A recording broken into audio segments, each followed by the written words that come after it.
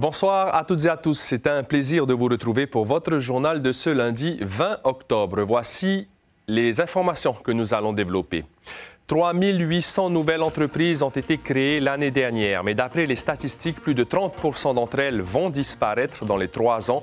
Pour faire baisser ce pourcentage, le premier forum prospectif Jeunes Entrepreneurs est organisé jusqu'à demain. On va parler des créations d'entreprises au Fénois, des différents secteurs d'activité et des spécificités géographiques. Ce sera dans le décryptage de Mérénie Gomblin. Elle a lieu tous les 5 ans, la Journée mondiale de la statistique. Au Fénois, c'est l'ISPF qui enquête et transmet ses résultats au pays. Les chiffres servent ensuite à ajuster les politiques publiques. Cure d'austérité, sacrifice, ce sont les mots de plusieurs députés ultramarins pour définir le budget des Outre-mer 2026. Les crédits vont sensiblement baisser et cela aura des conséquences certainement sur les projets du Fénois. Nous allons en parler avec le président du pays, Moetei Broderson, qui est notre invité ce lundi soir. Merci d'être avec nous. Au tribunal cet après-midi, le procès de l'homme accusé d'avoir refusé d'obtempérer lors d'un contrôle routier a été renvoyé au 24 novembre. Mercredi dernier, en plein après-midi, ce chauffard avait pris la fuite après avoir fait mine de s'arrêter. Il a été maintenu en détention en attendant d'être jugé. Et puis sur notre site Internet, 6 kilos de viande de tortue saisie à Motouta, 2 personnes interpellées. Ce sont les services de la douane qui ont procédé à la fouille du mar évanoui hier. On parle économie désormais. 40 000 entreprises œuvrent chaque jour à la création de richesses en Polynésie. Parmi les quelques 3 800 entreprises créées l'année dernière, un tiers va probablement fermer dans les 3 ans. Pour faire reculer ce taux de suppression, le tout premier forum prospectif Jeunes Entrepreneurs est organisé jusqu'à demain pour faciliter l'accès à l'information et aux aides. Sibel Plichard et Teiva Ribé ont rencontré 2 jeunes entrepreneurs venus partager leur expérience. L'entrepreneuriat, c'est avant tout trouver une bonne idée. Après avoir travaillé pendant 7 ans dans une entreprise réputée de la French Tech, Eric se lance à son compte à Tahiti. Terminé les visiteurs perdus en ville, il veut leur proposer un guide touristique à télécharger avant leur balade. Il y a plein de zones comme ça qui sont intéressantes, qui ont été aménagées. Et plutôt qu'ils aillent se perdre, souvent j'avais vu ceux qui descendent des bateaux, ils sont un peu perdus, ils explorent, et il y en a qui finissent à Mam'o, alors que s'ils avaient tourné à droite, ils seraient tombés sur ce site par exemple. Sur les 3800 entreprises créées l'année dernière, 9 sur 10 sont des entrepreneurs individuels comme Eric. Son concept sera utile aux touristes mais aussi aux résidents désireux de participer à la vie de leur île sans devoir passer leur temps sur les réseaux. Le guide sera réactualisé en permanence. Si tu ne suis pas la page Facebook de la mairie du truc, tu n'as pas l'information en fait. Donc, l'idée, comme les salons de l'artisanat ou des choses comme ça. Effectivement, les salons de l'artisanat, tout ce qui est associatif aussi. Il y a pas mal d'associations qui font du ramassage de déchets. Mais voilà, ils communiquent sur leur page Facebook, etc. Donc c'est un truc qui n'est pas du tout accessible aux touristes. Pour l'aider dans son parcours, il a été accompagné par l'association Initiative Polynésie et l'incubateur de projets polynésien Prisme. On a pas mal de start-up dans le monde du numérique. Ça, c'est quelque chose qu'on retrouve assez régulièrement. Mais l'innovation, ça ne se cantonne pas qu'au numérique. On a également pas mal de projets en lien avec l'agriculture, la production locale, la transformation, la valorisation de nos ressources locales. Maïre Fano s'est justement lancé dans la valorisation des noix de Badami à Moorea. Les amandes de Aotearoa sont de plus en plus demandées dans les restaurants et hôtels. Là encore, tout est parti d'une bonne idée. Quand on allait se promener en vélo, on voyait des Aotearoa un peu partout. Je me suis dit, bon, quand on ira se promener, on va prendre un sac et puis on va aller ramasser. Et ça a commencé comme ça, un sac, 2, 3, 10 et 100 maintenant et un peu plus. Mon conseil, c'est de se lancer, de ne pas avoir honte. Le mot d'ordre quand on se lance dans l'entreprise, c'est se battre, c'est pas un long fleuve tranquille. Après, le pays, je pense qu'il a déjà beaucoup fait. Je citais par exemple des exemples d'exonération fiscale de début d'activité qui aident pas mal. Des régimes simplifiés pour les toutes petites entreprises pour qu'ils ne soient pas noyés dans les paperasses. Et puis il y a aussi des aides directes à tous les niveaux, que ce soit au niveau des affaires économiques, de l'agriculture, du numérique. Des aides financières sont également possibles grâce à l'ADI et la SOFIDEP notamment. Le forum prospectif Jeunes Entrepreneurs est une mine de renseignements. Il se tiendra encore demain au centre Vaima. Et devenir son propre patron, c'est un pari souvent audacieux. En 2024, vous l'avez entendu, 3 800 nouvelles entreprises ont été créées selon l'ISPF. C'est 2% de moins qu'en 2023.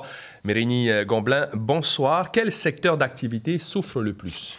Eh bien, le secteur d'activité qui souffre le plus, c'est la construction, le bâtiment. Après une hausse pendant 10 ans, eh bien, c'est une baisse que connaît le secteur. 17% de création d'entreprises en moins par rapport à 2023. Mais les chiffres sont positifs dans le tertiaire.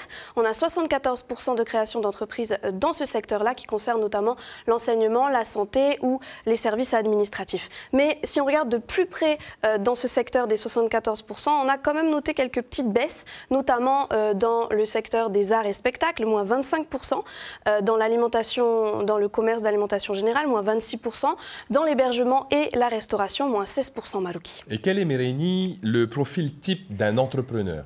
Eh bien, les femmes sont plus nombreuses à créer leurs entreprises, en tout cas en 2024, 51% contre 49% pour les hommes. C'est plutôt au niveau des activités que ça diffère, puisque les femmes vont plutôt se tourner vers les secteurs comme le nettoyage, comme le tourisme par exemple, quand les hommes vont plutôt se tourner vers des activités qui tournent autour du sport ou bien du jardinage par exemple. Alors côté géographie, on a une baisse de création d'entreprises au niveau d'à peu près tous les archipels. Enfin, en tout cas, on note un beau dynamisme aux Marquises et au Tuamotu-Gambier. Mais eh bien, la plupart, 80% des créations d'entreprises se concentrent à Tahiti et Moorea. Donc en résumé, on a des créations d'entreprises qui sont un petit peu en baisse, mais on compte toujours près de 40 000% d'entreprises en tout en Polynésie. C'est 10 000 de plus qu'en 2019 tout de même. Et puis les femmes sont de plus en plus nombreuses à créer leurs propres entreprises. Et ça, c'est la bonne nouvelle. Merci Mérénie Gomblin. Et vous le savez peut-être, c'est la journée mondiale de la statistique. Elle a lieu tous les 5 ans. Et on s'intéresse ce soir à l'importance des statistiques officielles. À quoi servent les enquêtes de l'ISPF? Comment ces chiffres sont utilisés par le pays? Réponse avec Chiquita Teiva et Jérôme Lee. Comment sont menées les enquêtes auprès des ménages? Comment mesure-t-on l'inflation? L'Institut de la statistique de la Polynésie dévoile le métier des enquêteurs. Une profession qui exige une certaine appétence pour les données chiffrées, une vraie découverte pour ces élèves de première du lycée Lamné. C'est très intéressant de voir les statistiques à l'échelle locale. Et je pense aussi que ça m'a beaucoup éclairé par rapport à Parcoursup et à mon orientation personnelle. L'interaction sociale qu'on peut avoir en étant enquêteur, mais aussi c'est les informations qu'on peut avoir, le traitement, l'interprétation de tout ça. Je trouve ça très intéressant. Recensement, sondage et autres enquêtes doivent aboutir à des données fiables et de qualité. Des informations capitales dans la prise de décision politique, mais pas seulement. À partir des données qui sont produites par l'ISPF, les décideurs peuvent évaluer leur politique ou alors prendre des décisions. Mais ces données ne sont pas utilisées uniquement par les décideurs publics, elles sont aussi pour les acteurs économiques essentiels, savoir quelle est la population en Polynésie, quelles sont les caractéristiques pour mieux cerner leurs besoins. Enquêteurs ménage, enquêteurs métiers, chargés d'études, gestionnaires de répertoire d'entreprise, les métiers de la statistique sont divers et demandent de la rigueur. Ils pourraient même intéresser les jeunes Polynésiens. Ils vont bientôt faire leur choix d'orientation, l'année prochaine leurs études, donc c'est important qu'ils puissent voir, vu qu'ils sont déjà intéressés par la matière, ils ont choisi la spécialité SES, donc voir un peu les différents métiers possibles. Avec la communauté du Pacifique, donc on est inséré dans un réseau professionnel qui fait que ça fiabilise nos productions. Les ateliers organisés à l'occasion de cette journée mondiale n'ont pas attiré la foule. Mais le peu de personnes qui ont pu y participer seront peut-être nos statisticiens de demain. Un projet de loi portant dispositions relatives aux marins-pêcheurs en matière de droit du travail et de protection sociale était étudié aujourd'hui au CESEC, la 4e institution du pays. En novembre 2024, lors de l'étude de la loi initiale, le CESEC avait émis des réserves, notamment sur les retraites et la représentativité salariale. Des modifications ont donc été apportées. Les représentants ont donné un avis favorable. Moana Mamatoa Yahutapu, représentant de la filière pêche au CESEC, explique au micro de Gilles Tautou et de Jérôme Lee les principaux points de modification. Nous gardons le même statut des marins-pêcheurs. C'est juste un point technique entre le reversement de l'aide du pays sur la prise en charge des cotisations au-delà du SMIC jusqu'à un plafond. 200 000 pour les marins-pêcheurs, 300 000 pour les mécaniciens et 400 000 pour les capitaines. Donc la prise en charge de cette partie de cotisation va être étalée sur 10 ans. L'examen du projet de loi de finances a débuté ce lundi à l'Assemblée nationale. Pas moins de 1749 amendements ont été déposés par les différents groupes parlementaires. Pour les Outre-mer, la première copie, présentée par le gouvernement, prévoit une cure d'austérité dénoncée par les élus ultramarins. Les explications de Laïd Beritan. Cure d'austérité pour les uns, sacrifice pour les autres. Le projet de budget 2026 pour les Outre-mer fait l'unanimité contre lui. Dans sa version initiale, les crédits de paiement alloués aux Outre-mer s'élèveraient à 2,8 milliards d'euros en 2026, en baisse de 160 millions d'euros par rapport à 2025. Pire, les autorisations d'engagement subissent un coup de rabot de 628 millions d'euros, après une augmentation continue depuis 2020 en raison de l'inflation. Plus inquiétant, le gouvernement propose de faire 750 millions d'euros d'économies sur les dispositifs d'aide aux entreprises ultramarines. Seuls les investissements divers seraient maintenus. Le secteur du tourisme serait le plus impacté par cette mesure. Autre inquiétude, comment financer la reconstruction de Mayotte ? 4 milliards d'euros sont prévus d'ici à 2031. 500 millions d'euros ont été injectés dans la gestion de crise et un premier versement de 80 millions d'euros a été effectué. Concernant la Nouvelle-Calédonie, le projet de budget prévoit d'étendre la garantie de l'État aux prêts consentis par les collectivités locales pour 1 an encore, mais dans la limite d'1 milliard d'euros. Les députés ultramarins comptent bien profiter des débats en commission et dans l'hémicycle pour corriger la copie. Et avec nous pour parler de ce budget outre-mer, le président du pays, Yorana Moïté-Brodersen. Alors, on l'a entendu, cure d'austérité, sacrifice, ce sont les mots de beaucoup de députés ultramarins pour définir ce budget outre-mer 2026. 160 millions d'euros en moins par rapport à 2025, baisse énorme des autorisations d'engagement. Quel est votre avis sur ce budget outre-mer ? À mon avis, il est très critique, bien évidemment. Maintenant, il faut analyser les choses dans leur globalité. La mission Outre-mer, c'est-à-dire le budget qui est géré par le ministère des Outre-mer, c'est à peu près, bon an, mal an, 18%, en tout cas pour ce qui nous concerne, des budgets qui sont alloués par l'État donc à la Polynésie. Le diable est dans le détail, donc il ne faut pas simplement s'attarder sur la mission Outre-mer, il faut regarder dans tous les autres ministères, éducation, santé, agriculture, l'ensemble des dispositifs qui sont fléchés vers la Polynésie. Donc ça, c'est la première remarque. La deuxième remarque, c'est que le gouvernement actuel a survécu à une première motion de censure, à 18 voix près.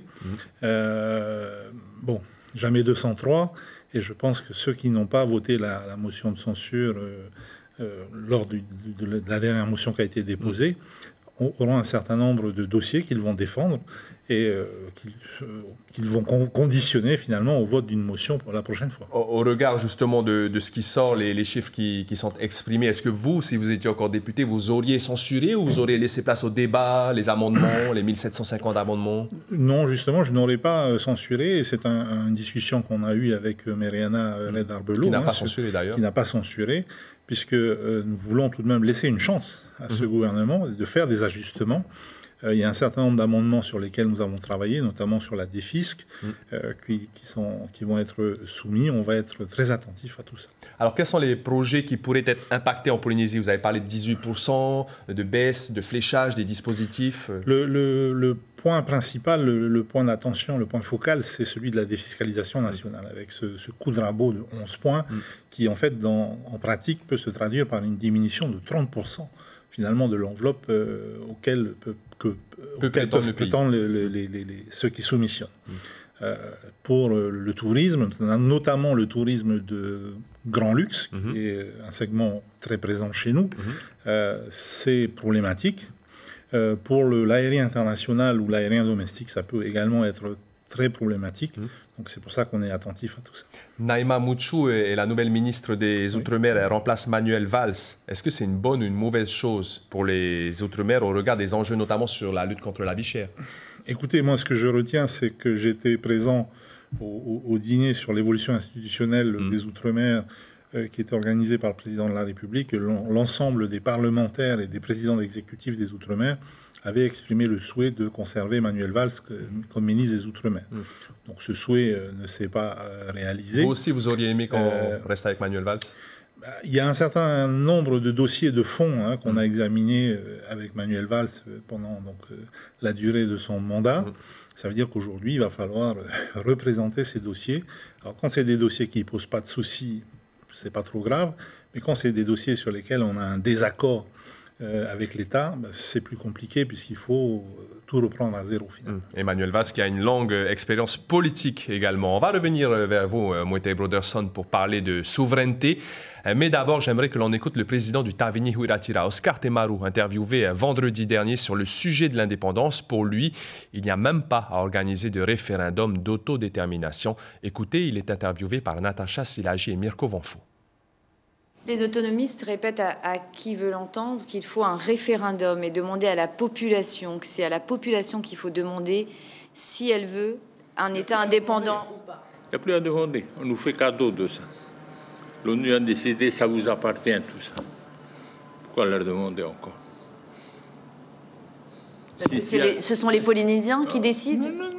S'il y a un endroit à qui il faut demander, c'est au tribunal international. Si la France veut, il n'y a pas à demander, ça nous appartient.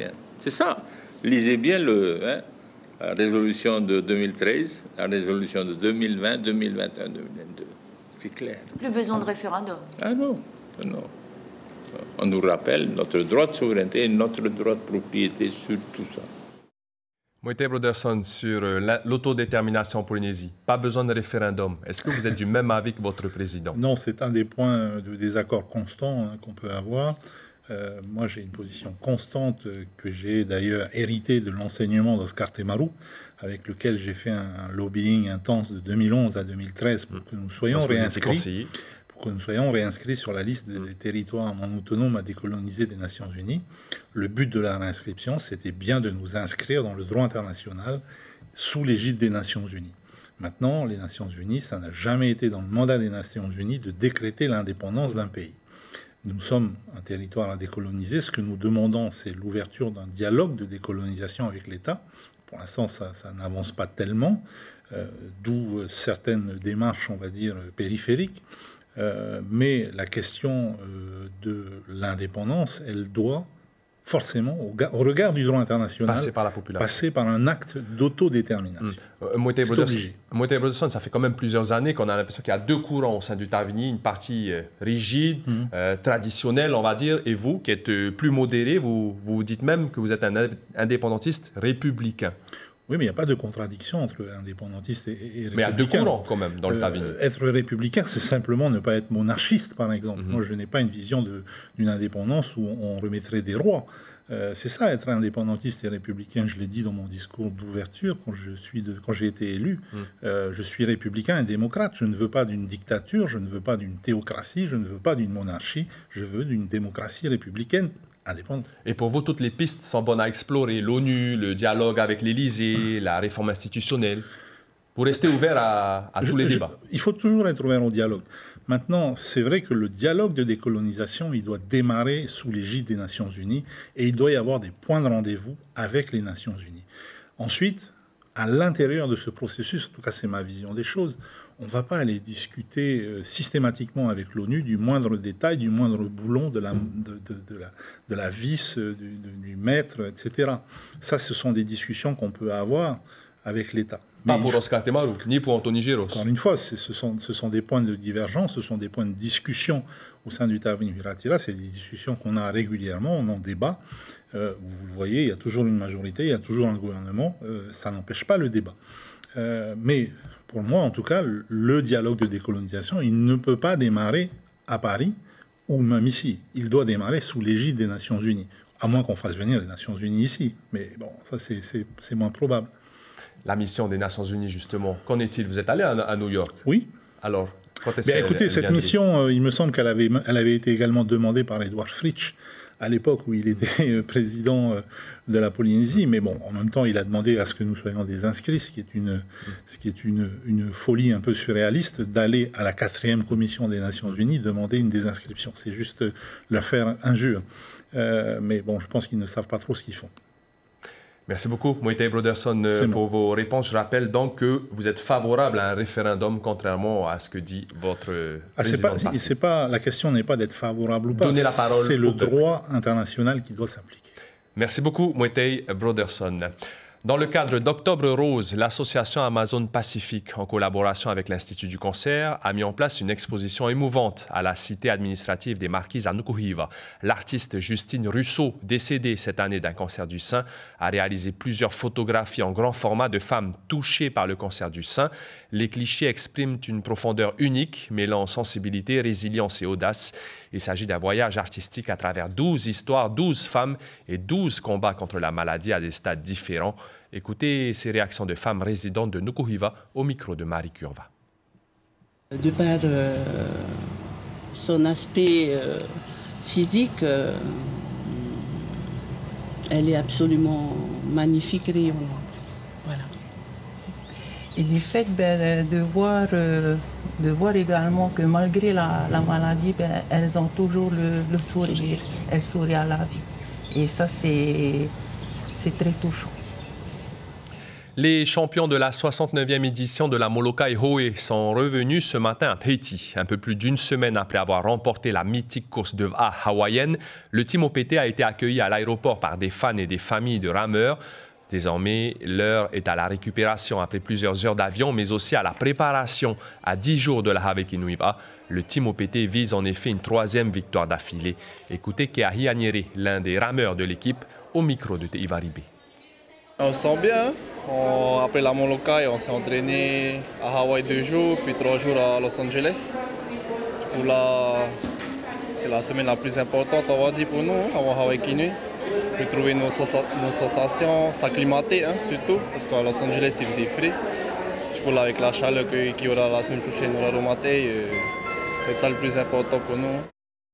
Et la Hawaii-Kinuiva sera bien sûr à suivre en intégralité sur Polynésie la première. L'information principale de ce lundi 20 octobre, 40 000 entreprises sont enregistrées au Fénois et rien que l'année dernière, 3 800 d'entre elles ont été créées. Pour les aider, le tout premier forum prospectif Jeunes Entrepreneurs est organisé jusqu'à demain pour faciliter notamment l'accès à l'information et aux aides. Il sera question de la formation des cadres techniques des fédérations sportives demain matin dans l'invité café. À 2 ans des Jeux du Pacifique 2027 à Tahiti, Éric Zorgnotti, le directeur technique du Comité olympique de Polynésie française, sera l'invité café de la matinale radio. C'est la fin de cette édition d'Information. Merci de votre fidélité. Passez une excellente soirée. À demain et prenez bien soin de vous.